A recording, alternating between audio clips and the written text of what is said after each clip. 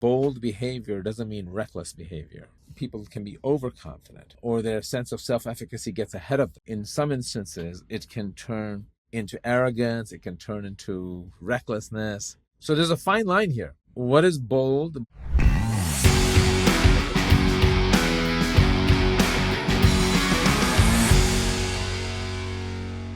Well, welcome to the show. It's great to have you. Thank you. We'd love to learn what piqued your interest in studying courage. I never thought I was going to study courage per se. It began serendipitously. At an academic level, I was studying companies in recessions. And everyone tells you in recessions is the best time to get ahead of competition. But when you look at companies' behavior in recessions, they all freak out and cut costs. So I actually got data going back 3 recessions, and I found that there were only 9% of companies that actually invest for growth in down markets. And they crush it. It's kind of crazy. No one else does it. Because if you see them after the recession, they're crushing it. But I never thought about courage, and I don't know who these 9% are, who are these 91% who don't. My first encounter with courage was actually just looking at bold leaders, individuals who did crazy things, entrepreneurs. And it was really looking at entrepreneurs who took crazy risk. My own mother, who was an entrepreneur, I kind of watched her start a fashion business in 1970, go to Paris in 1970 from India. So it was in my mind, and honestly, I don't think I was a very courageous person myself, though my mother was. So I was kind of intrigued about the topic. This reminds me of some data that came out. Maybe it was about 10 years ago on football. And basically, they did the average of kicking the extra point or going for it, going for the 2. And it turns out that going for the 2, the percentage of that completion was incredibly high. Huh. And was the determination for a lot of games. So all of the coaches that year started going for 2. However, the backlash when they risked it and went for 2 and didn't make it was so powerful that they didn't want to hear about it at the press meetings anymore. So they all stopped doing it and started playing conservatively again. So you have this added force of peer pressure. And I think with companies and that recession, you got a board of directors, you got so many people involved that they, even though the data points it out, right? Common wisdom and routine has been to pull back. And I think there's many forces there that are working against them. John, it's too late for you to get the Nobel Prize, but there's a Nobel Prize in economics for exactly what you just said, okay? And I'll tell you what it is. It's called loss avoidance. Mm-hmm. It turns out that we experience the pain of losing more than the joy of winning. So a golfer will experience the pain of a bogey more than the joy of a birdie. Even though it's, a stroke is a stroke. Or a double fault, an ace versus a double fault.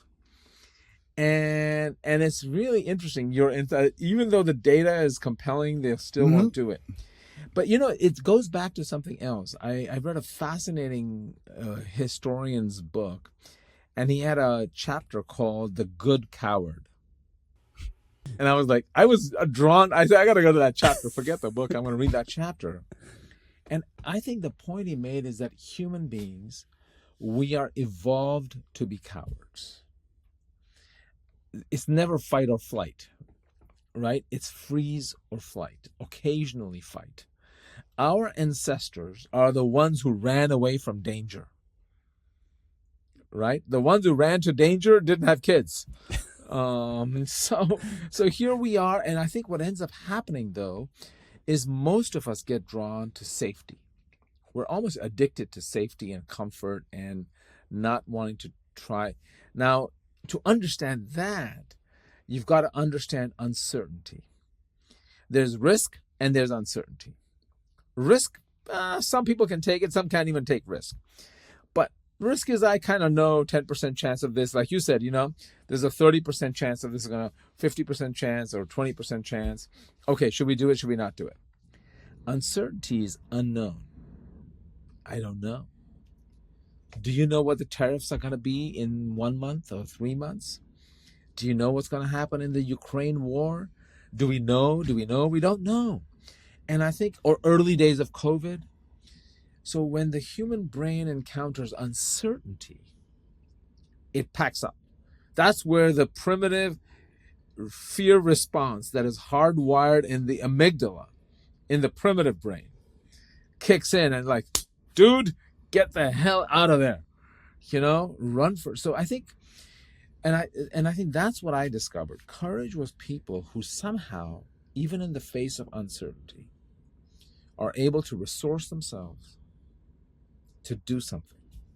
And these were ordinary people. I got to tell you, to me, it's great. I studied astronauts and Top Gun pilots. I studied, the Marine Corps. I looked at Navy SEALs. Those are fine. I looked at ordinary people. A guy in Los Angeles working in a dance hall. A woman who's from an undercaste group in central India.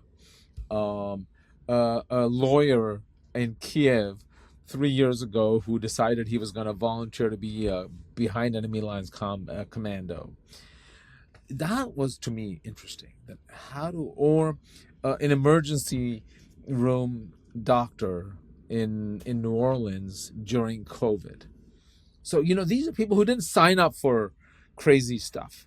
How do they resource themselves to do something?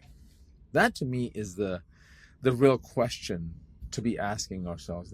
Because my hope is that courage is for, we think of it as kind of this Tom Cruise, James Bond, Jason Bourne kind of thing. It isn't.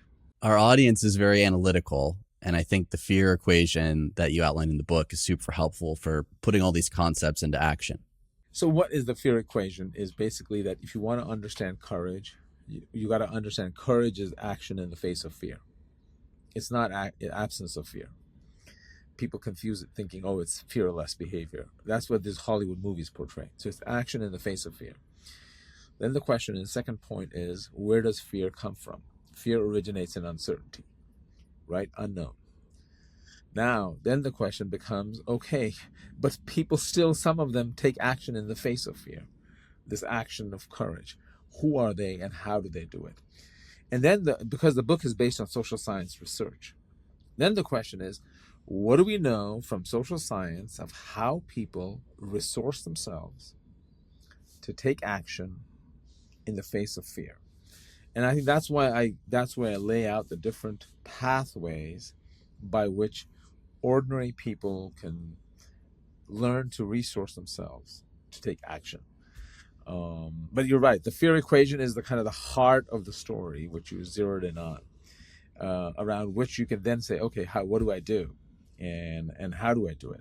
In a lot of the work with our clients, we recognize the impact of attitude. And I know for myself, when I have a can-do attitude, it definitely feels like there's less fear and uncertainty moving forward and taking action. And so much of what we're talking about here is inaction, just getting in the way of us reaching our goals, going after what we want. So what is it about attitude that really helps us overcome that fear? That's one of my most interesting chapters, to me at least, that you're zeroing in on.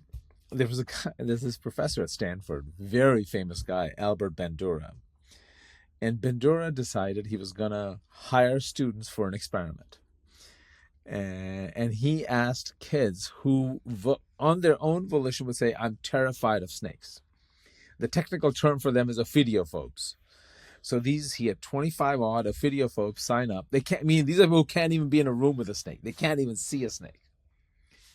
And he brings into the room a corn snake. Corn snakes look like a python. They're huge. They don't bite, so they're not going to harm the person, but they're terrifying to look at. And he, over a course of several weeks, gets about half of them to be willing to touch and hold the snake. Okay? The other half bail out. They're like, I'm out of here. This is crazy. I'm not going to do it. They're gone. But what was interesting, what happened to these 10, 12 kids after the experiment is over? They suddenly developed this kind of can-do thing. If I can hold a snake, I can do anything. And he called that research, he didn't call it can-do, he called it self-efficacy.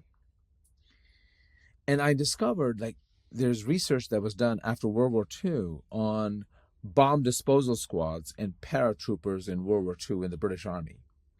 The two among the most dangerous. And the same thing, how they trained themselves up to build a can-do mindset. I can do it. And I found this is true in a lot of entrepreneurs. You know, they'll like, oh, I'm running out of cash. Really? Yeah, we'll find a way. And you're like, well, dude, you're not going to make payroll or pay rent next month.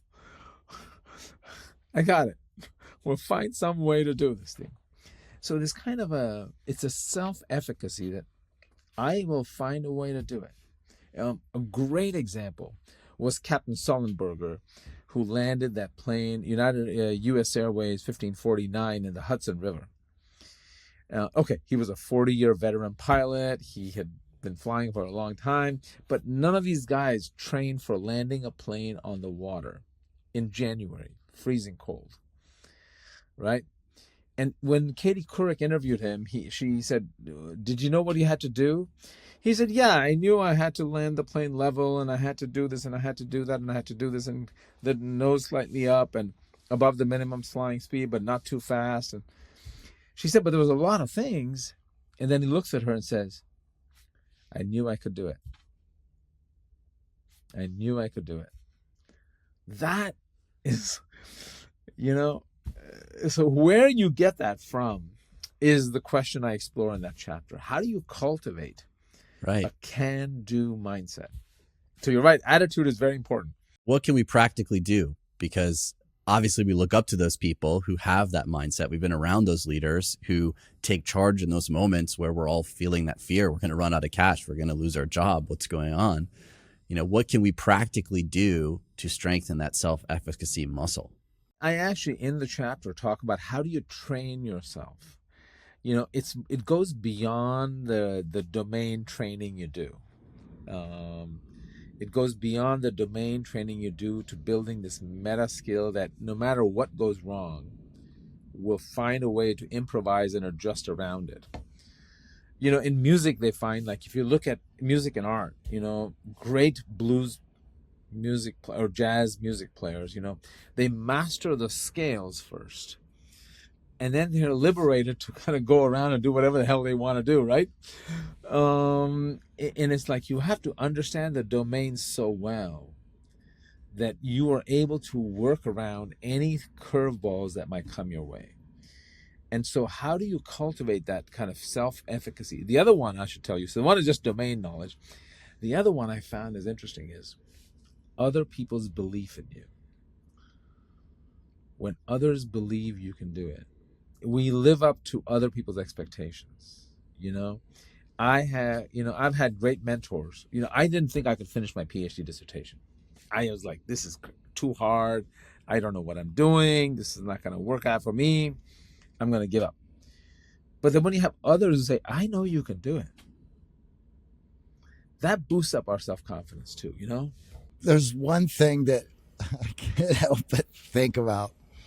And this is great for the people who understand the basics, who are able to go outside, who know that if a curveball gets thrown at me, I'm going to be able to handle it. There are many domains in my own life where I'm ready to roll. Hit me with your best shot. And there's going to be a lot where I'm like, you can hit me. I don't know what's going to happen, but we'll figure it out. We'll see what happens. But on that flight, let's just say that captain decided, I can't do this. I'm too scared. And he announces on the intercom, is there any guys in here that think that they can land this on the Hudson? There's going to be, one or two guys like, oh, I got this. I can do it. Right? And those results are not going to turn out the way it thankfully did. So we have now this contrast between that can-do attitude with competence and that can-do attitude of hubris. So look, totally. And I should tell you, John, that's another great observation you're making. Aristotle, who wrote the first essay I could find on courage, distinguished courage from reckless. Yeah.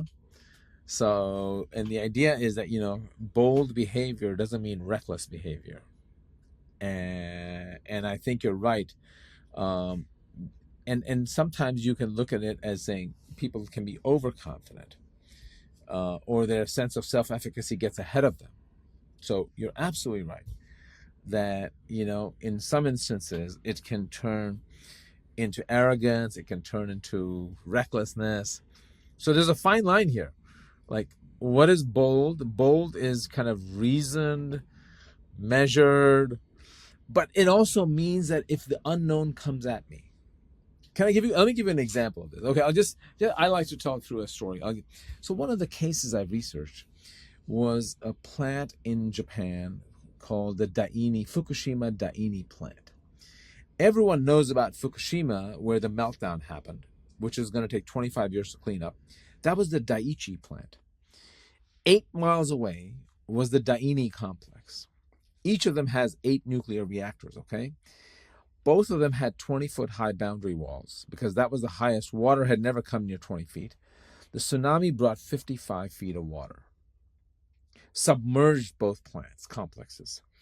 The Daiichi plant melted down. They couldn't get the cooling system back up. They couldn't find power, and it was a mess. This plant had the same problem. The plant manager has 300 scared members of his team in the emergency room, and everything is shut down outside. All the panels, because the nuclear plant runs on dashboards, are shut. They're on the blink. He calls headquarters and says on their emergency phone and says, what should we do? And they say, we don't know. We're busy with the other plant. You figure it out. He calls GE that made the equipment, and they say, look, dude, you need to get the cooling systems back up in 36 hours or we're going to have a meltdown. Good luck. Now, he's a seasoned guy. He's been doing this for 30 years, but he is not prepared for this. And how does he then resource all 300 people with him? And they navigate their way into it. So, how he says he literally puts up a whiteboard and calls all 300 over there into the room and says, here's what we know. And he writes down what information they have. Here's what we don't know. Does anybody in this room have any more information that we don't have? He writes that down. So all the information is on the same place. He says, I need some volunteers to go outside. Any volunteers? All 300 hands go up. 5 of them go out in protective gear to physically see what's going on. They come back, they bring some data. They write it down on the board. And he does this, and they are able to get power back up into the cooling system with like 2 hours to spare. Right? I mean, there was no manual. There was no clear pathway. But he was like, I got to do it. And we got to figure it out. And so you see, now how do you cultivate? So then I connected it to the science of not everybody steps up. The other plant manager failed. So it's really interesting how people sometimes are able to resource themselves, to have that attitude, and then plow through what looks like an impossible situation. What I discovered also, courage is rarely a solo act. And I'll tell you, I'm guilty of it myself. So for the longest time, I teach this case on Ernest Shackleton at HBS. And it's this case about this heroic guy in the early 1900s who went to the South Pole with 28 men, and their ship sank. It got crushed in the ice. And he has 28 men and 3 lifeboats on the roughest sea on the planet, and they survive over almost 2 years down there. And he brings all 28 of them back home alive. So when I teach this case, we have video, they had a video camera over there. It's like crazy. You should watch it if you haven't. And so he comes back and everyone's like, you're a great hero. That's what I teach. What did Shackleton do? What would you do if you were Shackleton? What do you think we can learn from him? So I'm writing this book and I start to research Shackleton. I'm going to write up about him. And I discovered he wasn't alone. He had a support team. He had an inner support squad. There were 3 men who were critical to his success. And he had many down moments. If you read his diaries, he had many kind of moments of despair. So you discover that, so courage. So another piece I discovered was that there's this kind of support, that courage is not a solo act. It's not an attitude only that you have in isolation by yourself. You surround. So I ask a question: who's your support squad? Do you have a support squad? Yeah, I think it's important to recognize here, we're talking about his name, but what are the names of the other 3 people, right? So yeah, that's where Hollywood and storytelling really gets it wrong, is they create these single narratives around one person. It's easy to follow the hero's journey. Okay, they're facing this doubt, but they act. We're not talking about their peers, their advisors, their support group. And going back to our earlier point around attitude, a lot of our attitude is reinforced by our support group. Right? If you have a group of people in your life who can check your attitude when it slips from can do to I can't do this, and they point out all the other opportunities in your life where you could do it, well, now you're supported to maintain that attitude that gets you over the hurdle. But, and we share this with our clients, so often we don't think about the influence others have on us. We don't think about how our mindset shifts and our attitude changes in certain groups. And oftentimes the fear of being lonely leads us to stay with support groups that aren't actually supportive, that aren't actually serving us to find the courage in these moments that we need. And if her mom had said, don't do it, or if that law firm said, you're going to ruin your career, this isn't worth it, and that was the only support she was getting, well, yeah, she'd probably be running an AI company. Yeah. So absolutely, you're spot on. And I think it's fascinating how many CEOs now I see who have their own little personal advisory board. These are not people even who work with them, but these are that are kind of like, I got a problem. What should I do? And I teach an MBA class on turnarounds and transformations. Some of these companies are in dire straits, okay? And they're big companies like BlackBerry failing 10 years ago, Weight Watchers dealing with GLP-1, and you've got these leaders who have to kind of deal with, and you say, it's leadership is a lonely job, and get over it, tough it out. They have their support squad. They have people they can call. And that's where the meritocracy versus access plays in. I had one of the most amazing leaders come to my class, Anne Mulcahy. Anne was the CEO of Xerox. 20 years ago, she literally saved it from bankruptcy. It's an amazing turnaround story of how she brought it back. And she described how she says, the one thing I really didn't get access to was a support group. She says, she lived in Greenwich, Connecticut. And she says, I knew in my neighborhood, there was a group of 5 male CEOs who all got together every month and talked about their problems and try to help each other out. But I wasn't invited, So that's what happened is sometimes, we have to create, access to these kind of support networks. And now you see, so what has Anne done? She actually, believe it or not, she's retired. She's on the board of J&J. She has built a network of women CEOs. Now, with that is she has a mission and a purpose to serving others. And that has a very crucial role in courage, people of faith. So often we look at courage as these singular moments and we don't think about everything that's going on behind the scenes. And we encourage all of our clients to find a deeper mission for themselves, whether it's in their networking, whether it's in their career, whether it's in their social life. And when you can tap into that mission, you can withstand the social rejection. You can withstand the person not following back up with you after that great interaction. You can withstand not landing the job that was your dream job. My last book was called Deep Purpose. And I called it deep purpose because I felt purpose was used superficially a lot. That if you really wanted to benefit from having a purpose, you had to go deep with your purpose.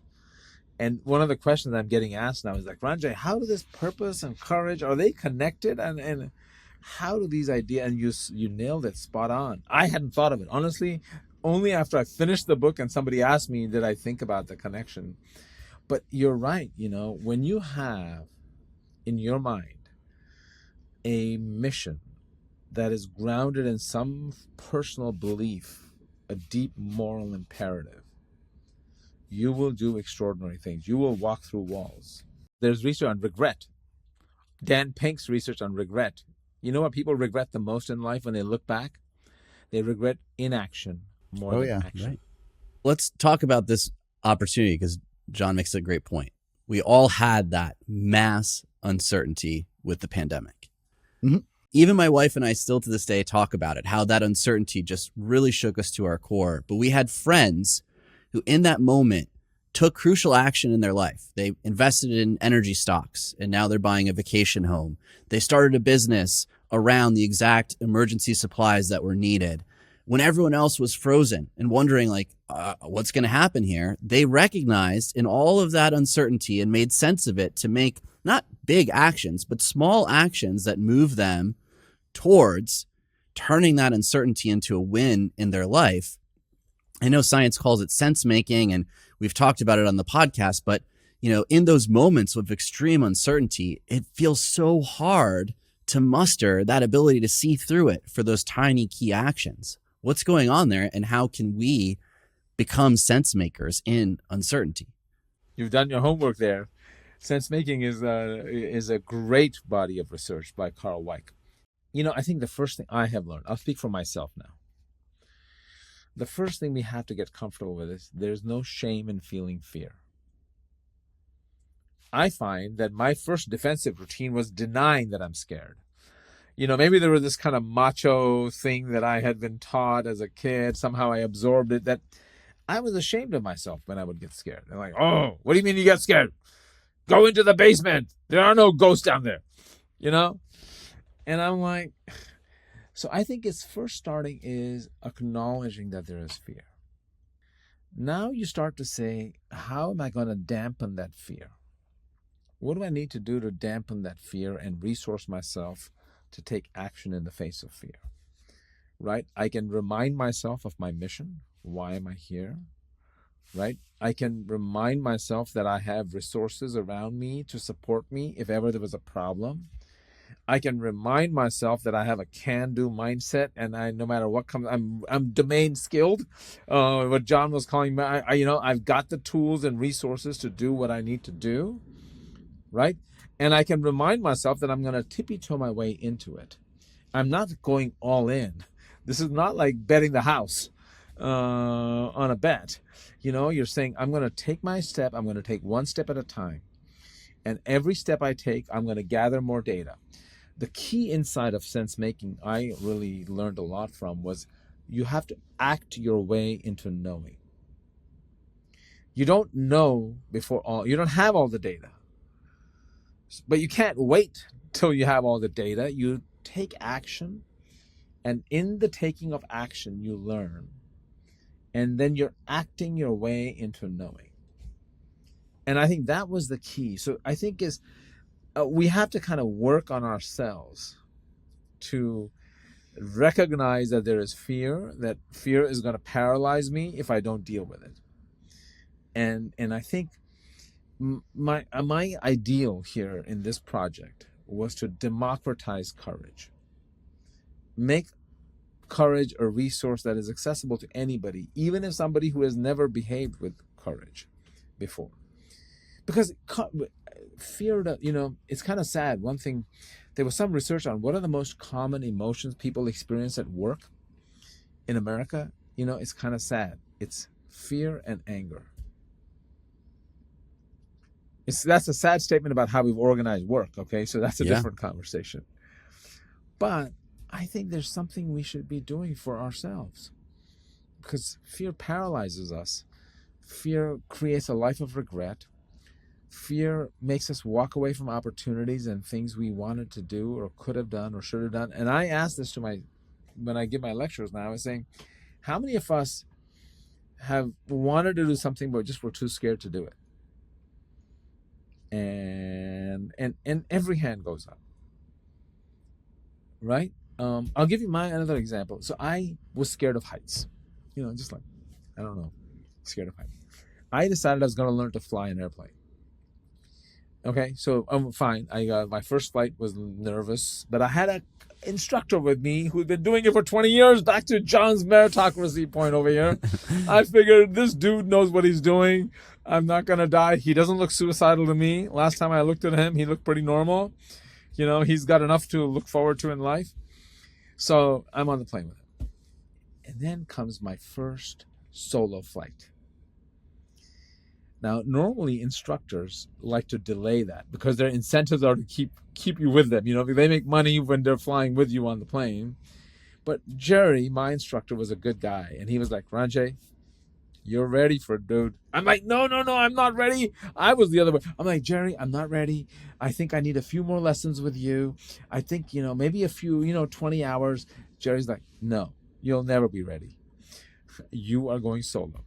I'll never forget that Sunday morning. I'm going to take off, and I look on my side, and there's no one sitting next to me. I'm like, oh my God, this is going to be crazy. And he's on the radio with me. But so I had to do this mental simulation in my head that I had imaginary Jerry sitting next to me. And I was not going to look over there. So people, by the way, and I did the whole flight imagining that Jerry's sitting next to me. Now, you might say, okay, Ranjay, what's the lesson there? There's actually social science research on what is called emotional self-regulation, or the science of calm. Did you know that Katie Ledecky, the famous Olympic athlete who's won I don't know how many gold medals in the Olympics in swimming, what she does? She recites her grandmother's name continuously before she's doing a race because she's too nervous. Do you know what Adele, the famous singer, does before she performs? It turns out she has stage fright.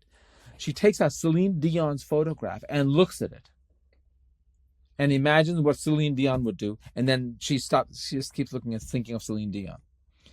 So people have rituals. They have redirecting mechanisms. They have ways to kind of calm. So there's a science of calm. So what I was telling you, my mind, this is a hack. How do we hack fear? Right? If we can hack fear, we got it made. But fear is a primal human response, hardwired in the primitive brain. So hacking fear is not an easy task. Well, one thing we found really fascinating about a lot of our clients who feel stuck in fear is they don't think about their personal narrative. So when we think about those moments in our life where we create stories around the fear and the impact of the fear and the uncertainty, we can hold on to these narratives longer than they serve us, especially if we don't interrogate them or think about where they came from.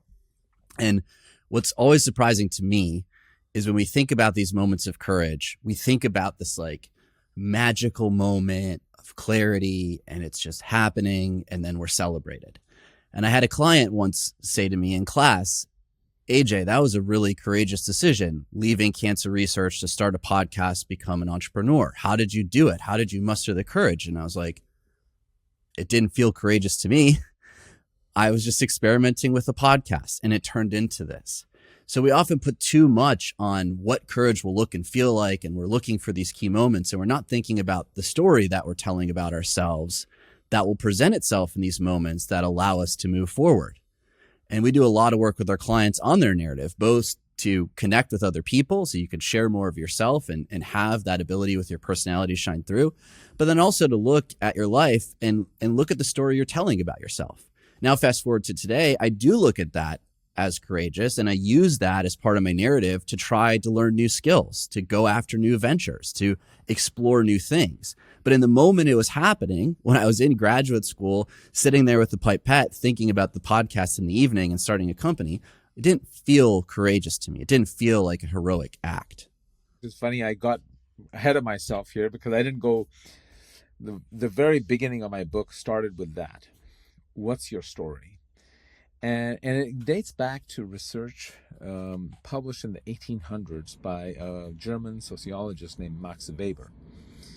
And Max Weber had this idea that what drives human action, right?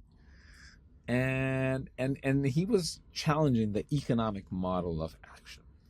That the economic version is human behavior is entirely utilitarian, cost benefit. And it is. So part of our behavior is, cost benefit. We do the little math.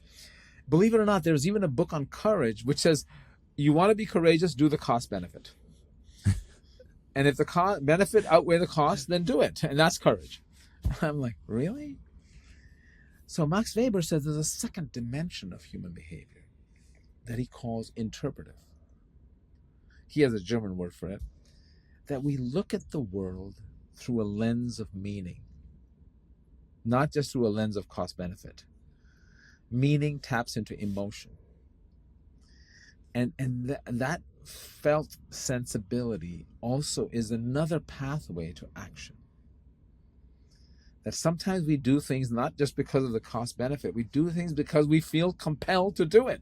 I don't know. I'm just doing it, man. I mean, I just, that's my thing. That, and AJ, it sounds to me that was your thing. You didn't quite do the cost benefit of it. It was just that you felt somehow compelled that this is what you were meant to do. And I think Absolutely. And the question is, can we change that story? Is there a learning here that if I want to become courageous, I need to confront what story am I telling myself? Is it an enabling story or is it a disabling story? Many of us have these I can't do that. Oh, I'm not man. I never was. I always followed people. I was never a leader. I never was this. I never was that. So we have these kind of disabling stories. So what's the story? You change your story, you change your life, I guess, is one way to think about it. You have to reflect and grab the pen. So many of us have stories written for us by what school thinks, what family thinks, what society thinks we should and could do, based on where we came from or where we went to school or what certifications we have. And you find oftentimes these really courageous people, they've trained, they have domain excellence, but then in these moments where that excellence isn't really as impactful, they still have the narrative that allows them to say, well, I am able, willing, and I'm acting in the moment of intense fear for other people, and maybe not even feel the fear.